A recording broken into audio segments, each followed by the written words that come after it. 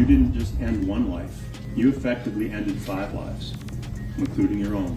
That's the judge sentencing XXXTentacion's killers to life, but one of them, Robert Allen, just walked free after only 5 years. Now X's mother, Cleopatra, is confronting him publicly, and the internet is losing it. How is her son's killer already free? And what did Cleopatra say that left everyone speechless? Let's get into it. 50 bans and a bad decision. Alright, so boom, late March 2026. Your whole timeline is going crazy. Every blog, every page, every outlet from XXL to The Source to hot new hip-hop is running the same story. One of XXXTentacion's killers just got released from prison. Daily Loud posts a reel that clears 6.9 million views in what feels like hours. Comment section is a war zone. Fans are heated. People are calling for all types of things that would get this video demonetized if I repeated them. And here's the wild part. Almost all of that outrage, it was based on a lie or at the very least some seriously recycled information that nobody bothered to fact-check before they ran with it. Because Robert Allen IV, the fourth body on the indictment in the robbery and murder of Jose Dwayne Ricardo Enroe, did not just get released in March 2026. Not even close. This man had been walking free since October 26, 2023. That's more than 2 whole years of him being out living regular, working a regular job, moving through the world like a regular civilian, and not a single person on the internet caught it. Nobody pulled the paperwork. Nobody ran the records until somebody finally did. And old news became breaking news all over again. But if you really want to understand how we got here, how one of the men connected to the murder of one of the most iconic young artists the culture has ever seen ended up back on the streets this fast, we got to take it all the way back. Back to Deerfield Beach, Florida. Back to a Louis Vuitton bag stuffed with 50 racks. Back to the worst decision 4 dudes ever made in broad daylight. June 18, 2018. A Monday afternoon in South Florida. Kind of day where the air feels thick enough to chew and the sun is beaming down like it's got a personal vendetta against everybody outside. Jason XXXTentacion was 20 years old. Earlier that day, he had pulled $50,000 in cash out of a Bank of America, 500 crisp $100 bills, and stuffed them into a black Louis Vuitton bag. 50 bands just sitting in a shoulder bag like it was gym clothes. That bag would be the last thing he ever carried. He had his step with him, Leonard Kerr. The two of them pulled up to Riva Motorsports in X's black BMW i8. Now, if you've never seen an i8 in person, just know that car does not blend in. Butterfly doors, blacked out, looking like something Tony Stark would whip. You see that thing once, you remember it forever, and somebody did remember it. Somebody who absolutely should not have. Dedrick Williams had clocked that same BMW i8 at a probation office months earlier. On this particular afternoon, Williams was behind the wheel of a rented 2017 Dodge Journey, rolling with 3 other dudes, Michael Boatwright, Trayvon Nunn, and Robert Allen. These 4 had set out that day with the explicit intention of hitting licks, armed and looking for targets. They weren't specifically hunting for X. They were hunting for anybody. But when Williams spotted that i8 sitting in the Riva Motorsports parking lot, anybody turned into a come-up worth $50,000. Williams wheeled the Journey into the lot. He pulled up an Instagram photo to confirm the whip belonged to X. Then he and Allen hopped out and walked inside the dealership, walked right past XXXTentacion himself, who was inside browsing bikes with his uncle, not knowing 2 of the men who would help end his life had just strolled past him like customers. Because his mom just asked me to accompany him somewhere at the time. That's Leonard Kerr on the stand, X's step-uncle, explaining how he ended up in that car that day. He wasn't there for any reason other than his nephew's mom asked him to ride along, just keeping X company while he went to look at some bikes. I was like beside, behind, just looking around at the bike as well, on the bikes inside. X was vibing, just a young dude with money in his bag, checking out motorcycles, talking to the sales floor, living his regular life on a regular afternoon. Meanwhile, Williams rocking a white tank top and some loud-ass bright orange sandals. Cop 2 black ski masks from inside the store. All of it caught on Riva's security cameras. And then he and Allen bounced back to the truck where the Real conversation went down. Allen later testified he tried to dead the whole plan on the spot. He told them, "I don't think it is a good idea. I just went in there and I am on camera." But Williams wasn't trying to hear that. He looked at the group and basically said, "Y'all scared?" And Boatwright sealed it. "All right, we're going to get him." So they parked the Journey across from the north exit and they sat 10 minutes, maybe 30, just posted up, watching, waiting for X to come outside. Kind of patience that only comes from people who've already made up their minds about what they're about to do. When X finally walked out, climbed into his BMW, Kerr riding shotgun, and started pulling toward the exit. Williams threw the Journey right in front of him, boxed him in completely. No way out. At the exit, when he pulled out, You stop, you look to the left, I look to the right. Kerr is describing this moment in real time on the witness stand. They pull up to the exit, stop, look right, and by the time Kerr looks left, everything has already changed. By the time you look to the left, I see a car just coming down block the entrance, pull by the entrance. Boatwright and Newsome, masked up now, jumped out and rushed the driver's side with the blicky. Boatwright had a short-barreled rifle. Newsome was strapped with a .22 semi-auto. All I wanted was like this. You don't come out the effing car. And he was like with a gun. Kerr is sitting in the passenger seat, pole in his face. While on the driver's side, Newsome is yanking at X's chain going through his pockets. X was yelling, "What is this for?" Deacon, give me the chain. Where's the chain? Give me the chain. Bro is 20 years old, trapped in his own whip, two masked dudes pulling at his neck and his bag, and he's asking the question none of them were ever going to answer. What is this for? Kerr hit the button. The butterfly door popped and he booked it. He ran and didn't look back until he heard it. How much time I don't know, but I heard something like explode. An explosion? Yeah.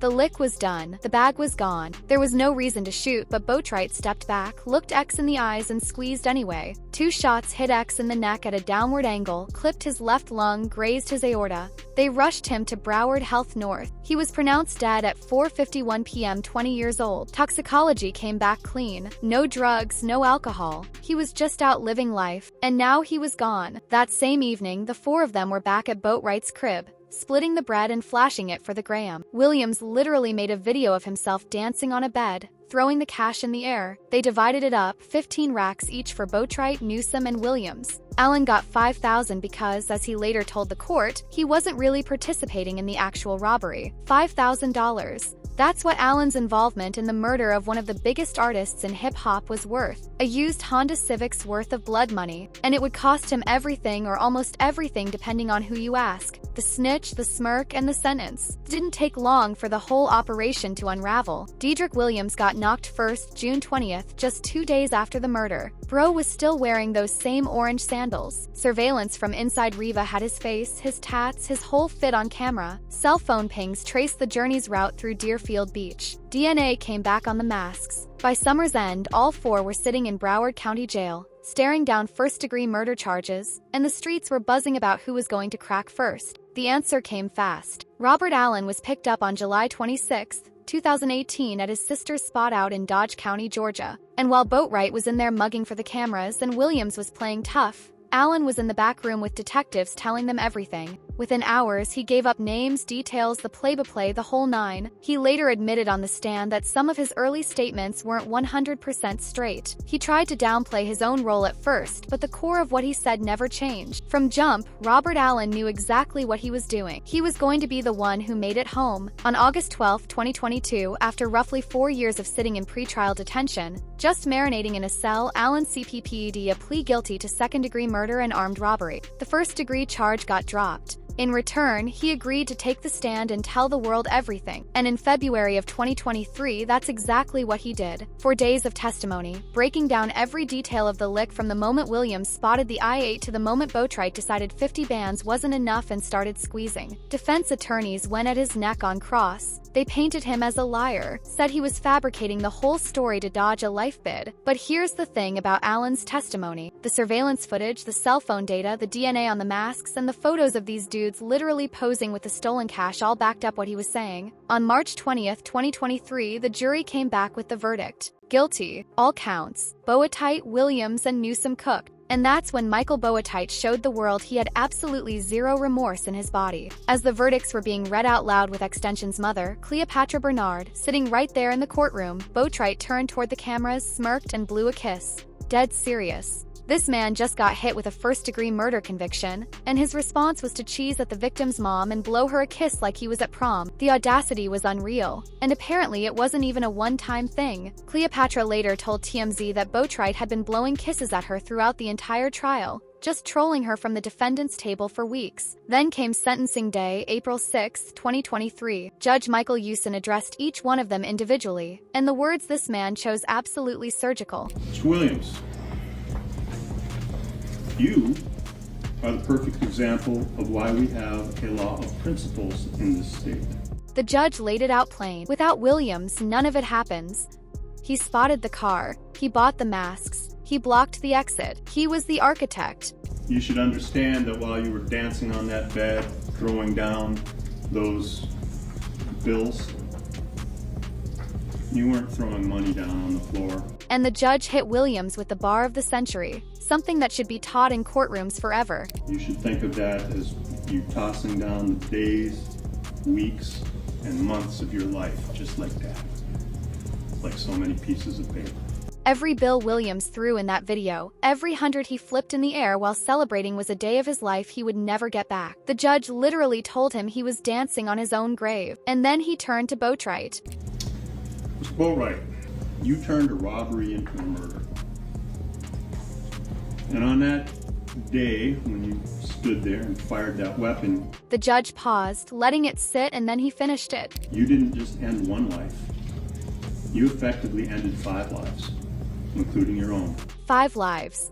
Extension, the 3 homies he dragged to a life bid, and himself, all because he decided that taking 50 bands wasn't enough. He had to take a life too. That's your bed.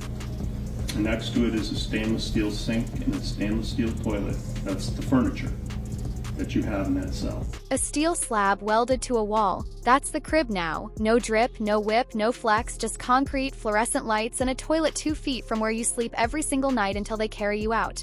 You'll spend every hour, and every day, and every week, and every year of your life in that cell. Boatwright caught 2 consecutive life sentences without parole, plus an extra 30 years stacked on top. Williams and Newsom both got life without parole. Done, wrapped. No appeal is saving any of them. And Cleopatra, she had waited 5 years for this exact moment. She went straight to Instagram and posted, "God is good," with the prayer hands over the sentencing headlines. She wore a t-shirt with Joss's face on it and wrote, "I made sure you were present in the room." And then she went full savage in a TMZ interview. She called Boatwright the most disrespectful bar a grieving mother has ever dropped and said she hopes he will now get the kiss he wants so bad behind bars, a direct reference to those courtroom kisses. And for Williams and Newsom, she left them with some advice they'll be thinking about for the rest of their natural lives. She hoped they'd retain a firm grasp on the slippery slope that's a mother who buried her 20-year-old son, waited half a decade for justice, and delivered the most stone-cold press conference in the history of criminal sentencing. But then 5 weeks later, on May 17, 2023, a very different sentencing happened. Robert Allen, the snitch, the rat, the one who told it all, he stood in front of that same judge and waited to hear what cooperating with the state was worth on the open market. I genuinely believe that you are sorry for what you have done and not merely sorry for yourself. That's Judge Ian speaking directly to Allen. And then came the number 7 years. So on counts 1 and 2, this court will find you guilty, adjudicate you to be guilty, sentence you to 7 years in Florida State Prison. With credit for nearly 5 years, already served sitting in Broward County Jail awaiting trial, plus 20 years of probation, which meant this man, convicted of second-degree murder and the killing of one of hip-hop's most beloved young artists, was about to be back on the streets before the next album cycle, Free Man Ghost Life. October 26, 2023, Robert Allen IV walked out of a Florida correctional facility. No fanfare, no TMZ cameras, no blog posts, nothing. He just left, slid out the back door of the justice system, and vanished into civilian life so cleanly that not a single person on the internet noticed for over 2 years. No cap. Nobody knew until some court documents started floating around in 2026, and everybody lost their minds over what was technically ancient news. And honestly, the way this man has been moving since he got out is almost impressive in how invisible it is. Allen is working as a truck driver with a CDL, a commercial driver's license. In September 2025, Judge Ian signed off on letting him travel across the entire United States for work as long as he checks in with probation in person every 6 weeks and calls in once a week while he's out of state. His home address sealed from every public document, scrubbed completely because the court recognized he's been marked for death by gang affiliates for cooperating. So it says change reopen status 10/26/2023. But I know how he's making money. I done picked it all up. That's a YouTuber going through Allen's actual probation paperwork, the same documents that blew up the internet in March 2026 and had everybody thinking this was fresh news. So y'all can get mad at him and all that crap for being a part of it. He didn't pull the trigger. And that right there, "he didn't pull the trigger," is the line that has split XXXTentacion's entire fan base straight down the middle. It's the bar that starts every single argument about this case in every comment section, every group chat, and every barbershop in the country. There hasn't been a single public statement, interview, social media post, or media appearance from Allen since he walked out. No IG, no Twitter, no TikTok, no podcast appearances, nothing. The last words anybody has from this man are the ones he said in court, where he looked XXXTentacion's family in the eye and basically said, "If he had to die in prison, so be it. Please forgive," and whether that apology was real or whether it was just a smart play to secure a lighter sentence is exactly what the culture can't agree on. One side says Allen was a full participant who walked into that store, confirmed the target, and collected 5 racks off a dead man's money. The other side says he never got out of the truck during the actual robbery, never held a gun during the ambush, never shot anybody, and that without his testimony, the 3 dudes who actually did the shooting and the robbing might not have caught life. That was insane. Obviously, they had everything to do with him. These guys planned this. And look, the frustration is valid. This dude was in the car. He was at the scene. He got paid. And now he's out here hauling freight across America, while the other 3 are never going to see the parking lot of a Walmart again for as long as they breathe. But then you hear the other side. I still think this guy should have been behind bars for at least 10 to 15 years, maybe even 20 years. The legal side, the practical side, the side that don't care about your feelings and only cares about what actually gets convictions. His aunt, DeAndre Ellis, said on behalf of the family that they are satisfied with the outcome. I say we are content as far as what the judge threw out for the sentencing. His own family standing in that courtroom nodding, saying they were content with the outcome. And Cleopatra Bernard, the same woman who called Boatwright out of his name on TMZ and told the other 2 about the soap, has said absolutely nothing about Robert Allen. Not a word. Reports from the Time explicitly noted her silence on Allen's May 2023 sentencing, while her IG stayed focused on tributes to her son. No post, no interview, no comment from a woman who has never bitten her tongue about anything in her life. That silence speaks louder than anything she could have said. Now, here's the part that really twists the knife. While Allen is out here being a ghost, living quiet, minding his business on some 18-wheeler somewhere in Middle America, the man who actually pulled the trigger is still talking crazy from behind the wall. In October 2024, Boatwright somehow got on Instagram from Martin Correctional Institution and posted that he wasn't the evil person everybody thought he was. And then he hit everybody with a line that made the whole internet sick to its stomach. Dude said he was not sorry for nothing he did. Hashtag it's still free me. Let that sit for a second. The man who is free, Allen hasn't said a word. The man who will never be free, Boatwright can't shut up. Allen wept in court. Boatwright blew kisses. Allen apologized. Boatwright said he's not sorry for nothing. That contrast right there tells you more about these 2 men than any courtroom testimony ever could. And while all of this is going on, while the blogs recycle old news and the comment section stay heated,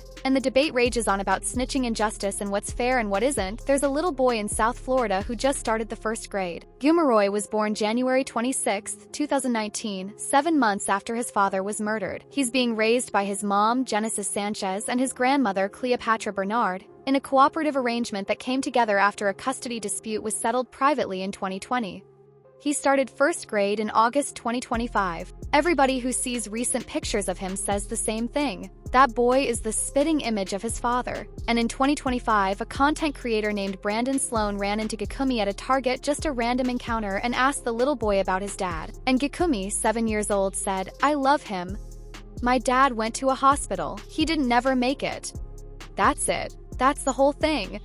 A 7-year-old's entire understanding of the worst day of his family's life packed into one sentence that hits harder than any verdict, any headline, any comment section, rant ever could. His grandmother, the woman running a $50 million estate, dropping posthumous albums, fighting producer lawsuits, and building a whole foundation in her son's name, sat down for an interview and talked about the grandson extension. Never got to meet. I think you just talk so little about little Gecko. He's sweet. He's gorgeous. That's Cleopatra, not the Cleopatra who told 3 convicted murderers about slippery soap on TMZ. Just a grandma talking about her grandchild. Soft, real, the version of her that the blogs don't get clicks off of. X told his mother multiple times, dead serious, no jokes, that he wasn't going to make it to 21. He died at 20. And now his seed is 7 years old, growing up in a world where his father's accomplice is driving trucks across America under a sealed address. His father's shooter is posting from prison with 0 remorse, and his father's catalog is still charting on streaming platforms more than half a decade after his passing. Robert Allen is free. His probation stretches to approximately 2043. He's prohibited from any contact with XXXTentacion's family. His address is locked behind sealed court documents. His social media footprint is 0. He is, for all intents and purposes, a phantom drifting through the margins of a story that the culture refuses to let die. Whether he deserved to walk is a question that depends entirely on what you think justice is supposed to do. Is it about punishment? About making sure everybody who touched the place suffers equally? Or is it about getting the information you need to put the worst ones away for good, even if it means letting the smallest fish swim? The street code says one thing, the courtroom says another, and neither one of them has a good answer for the little boy in the Target store who just wants to know why his dad never came home from the hospital. That's the only verdict in this whole case that nobody can appeal. Thank you for watching. If you enjoyed watching this video, click on one of the boxes playing on your screen to watch more similar content.